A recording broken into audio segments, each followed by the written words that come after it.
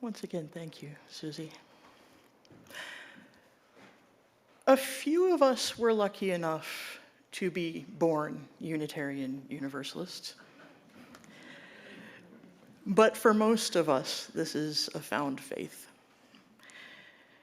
And most of us have our UU origin stories.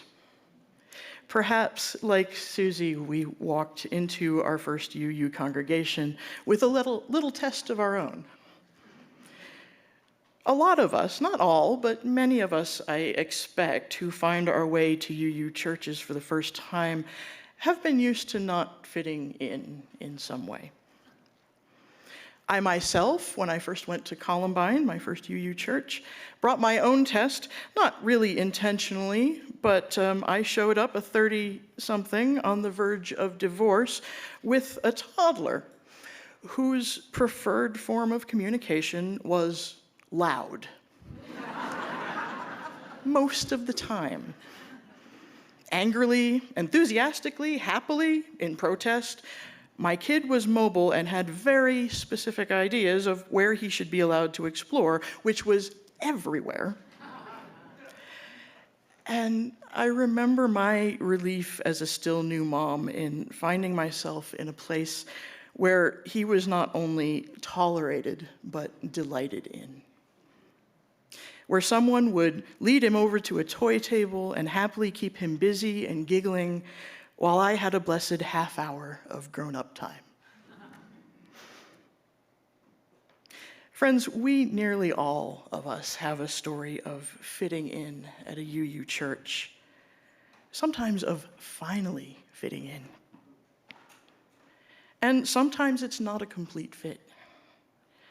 Our congregations, including this one, are still working on fully welcoming some folks. But most of us, in some way, arrive at a UU congregation and we stay because something resonates with us. Something in the values that we lift up every Sunday speaks to our souls. And the people speak to our need for community. Some of us arrive with scars from other faith traditions. Some arrive with no religious experience whatsoever. And some arrive with other religious traditions that feed and grow us. But we stay because the people and the values, the way our community cares for each other is a thing that our souls have longed for. And often, as Susie did, we have another new experience, that of being able to have disagreements with love and respect. To have different ways of seeing the world, different ways of engaging physically or spiritually. And rather than insisting that our way is the only way, to learn and gain perspective from others, even if we'll never fully share their worldview. You may have heard this expressed as, we need not think alike to love alike, often attributed to Unitarian Francis David, alas, likely originated with a Methodist.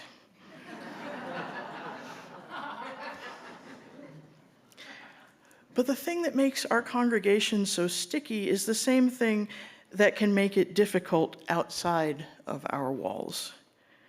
A couple weeks ago, Dee Dee Cross talked about the terror of allowing her children to attend a youth group that held values different from ours. And Reverend Wendy talked about the real fear that comes with having our deeply held values challenged and possibly dismissed. Because there is a fear, right, beloveds? And there's anger. There is so much anger spurred by that fear. I don't know about you, but I get angry a lot lately. I get angry at the injustice, I get angry at the lies, I get angry at the sheer cruelty of persecuting people who are seen as different. I get angry as people continue to gleefully dismantle programs that other people need to live. I get angry because I really do believe in the worth of every person.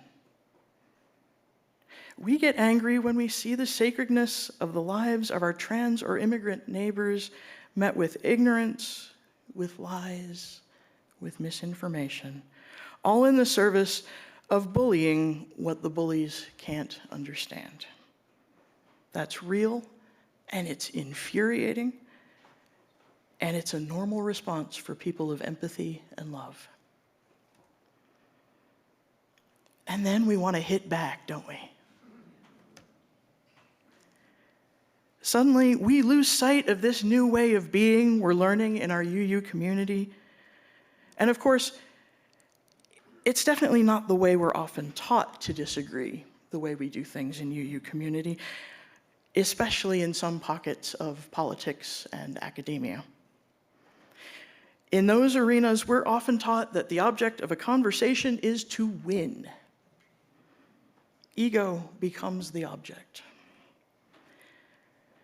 And have you ever tried to have a conversation about values with someone whose main objective is to assert their rightness? It's a very frustrating thing. If only they would just listen to us for a change. If only they would just hear us, maybe we could make some progress. If only they were more reasonable. If only they... Oh, hang on. We end up bringing our own egos to the table, don't we? Our intentions are good, of course. We want to expand knowledge. We want to further reason. We want to spread love and decrease hate and build a world where every person is valued and loved and cared for. And yet we end up in a similar place, especially when we find ourselves facing values that are diametrically opposed to our own. We end up falling into the old patterns of, well, I'm right. And part of the reason this is so easy is because we haven't built the same connections out there. We don't necessarily have a shared value of love at the center out there. But Susie issued us an invitation. Susie said, I'd like to invite you all to consider sharing the truth of this value with me when you are challenged to accept another person whose beliefs do not align with yours. I invite us as a congregation to commit ourselves to welcome those we disagree with and feel the acceptance, the pluralism, that all are truly welcome in our faith. Really?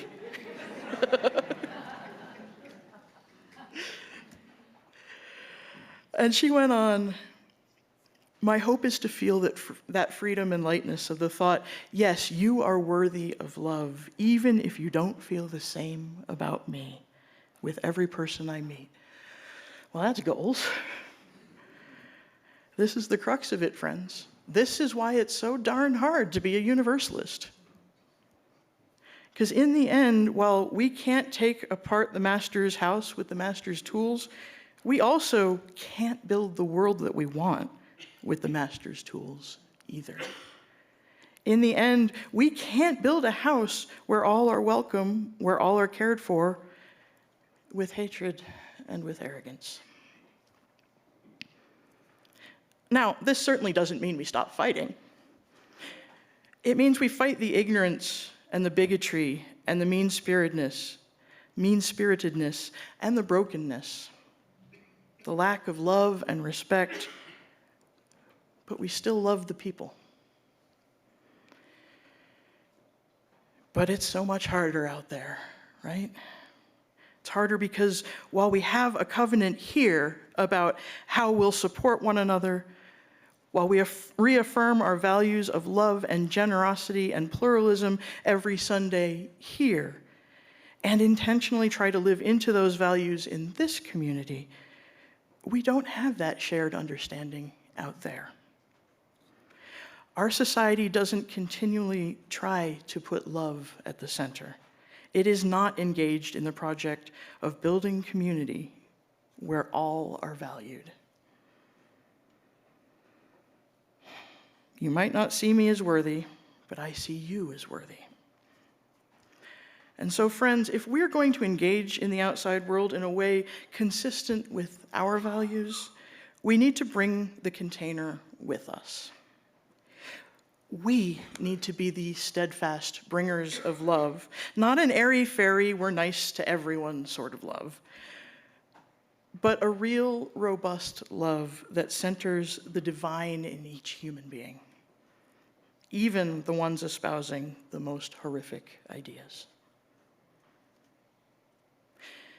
We, as Unitarian Universalists, are called to do the hard work of holding that truth, the truth that each and every one of us is worthy of love, even when no one else in the conversation is holding it. And that's why today I want to highlight spiritual practice. Now, spiritual practice can be defined in a number of ways. Today I'm going to be very specific. Today I'm going to say spiritual practices are those things you do to keep your UU values at the center of your mind and heart and in your body. So for me, one of those practices is breathing. I do regular breathing exercises during which I intentionally focus on love for myself and others. And this makes it easier for me later on to recall my own values when I bring forth these exercises in times that I may not be very centered otherwise. So what I want to do right now is invoke the spirit of Sarah Billerbeck for just a few moments. And I would like you to have a brief turn and talk to your neighbor, just a few minutes, and I'd like to share what is the practice that grounds you? What is your spiritual practice that reminds you to keep love at the center, even when your nervous system is activated? And if you don't have one, perhaps consider a couple that you might try. But what practice, word, or phrase helps you keep grounded in our values when you're in difficult situations? So I'm going to give you about 4 minutes. And then we'll share a little bit.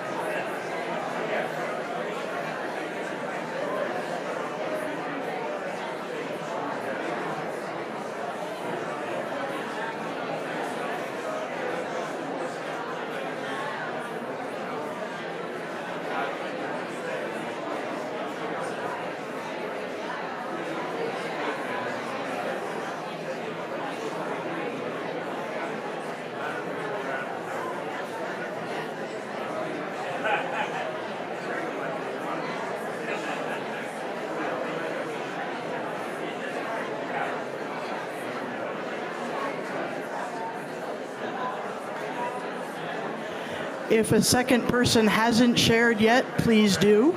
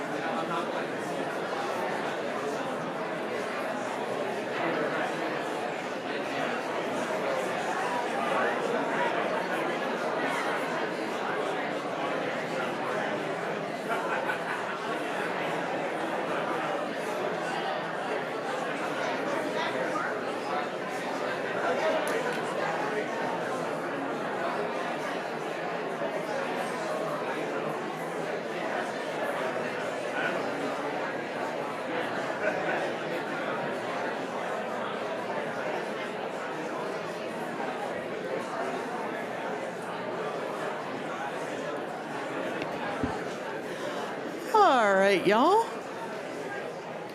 Come on back. Welcome back, y'all. Come on back, bring it on back. If you can clap, if you can hear me if you can hear me, clap once. If you can hear me, clap twice. If you can hear me, clap 3 times. If you can hear me, go. Is this an abuse of ministerial power, Wendy?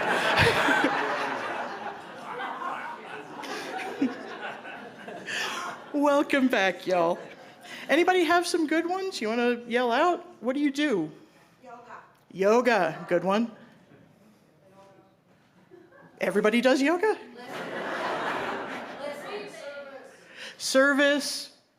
Breathing. Singing. Walking. Listening. Prayer, good. Nature. Gratitude, yes. Yes, remind yourself of all the good things. Yeah. Thank you all. And so a couple weeks ago, Reverend Wendy reminded us that night and darkness begin when we can no longer see ourselves in each other's eyes. So friends, hold on to those practices. If you don't have one and you want one and you don't know where to start, you have spiritual companions and ministerial staff who are happy to have that conversation with you. May we all continue, however, to see our neighbors as the divine sparks that they are, even when they insist on making that difficult for us. May we continue to love and support one another within our walls here at Common Flame. And may we continue to encourage and accompany one another in doing so outside of our walls as well. Amen, Ashe, and may it be so. And now I invite you to join me for our final hymn. Please rise as you're willing and able. Where you go, I will go, beloved.